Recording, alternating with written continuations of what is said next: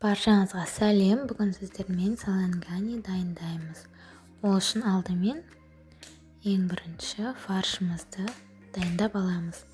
Фаршымызға тұз, бұрыш және әртүрлі дәмдеуіштерді қосып, мұқият араластырып аламыз.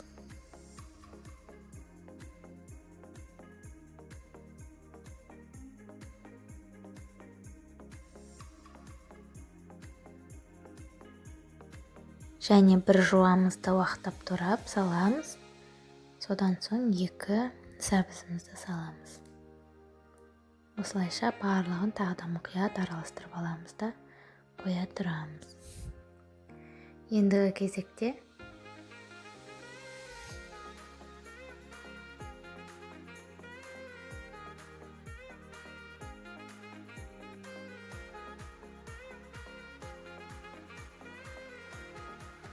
содан соң бір сәбізімізбен жуамызды турап алып, табамызға майымызды құйып, қуырып аламыз.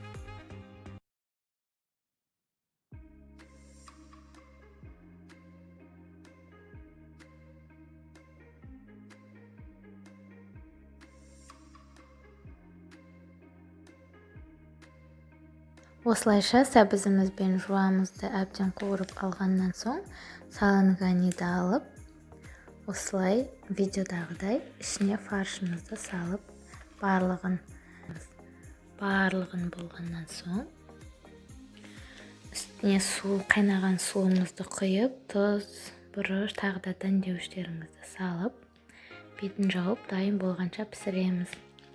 Суды молырақ құйсаңыз болады. Менде мұнда аздау болып кетті.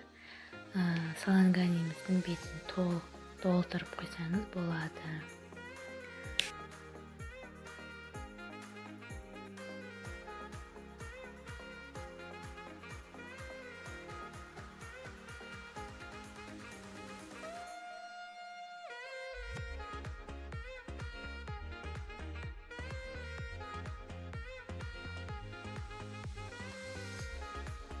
Егер сізге ұнаса, бағалап кетуді ұмытпаңыз. Және де міндетті түрде жасап көріңіз, сізге сөзсіз ұнайды. Дәмі деген өте дәмді болып шығады.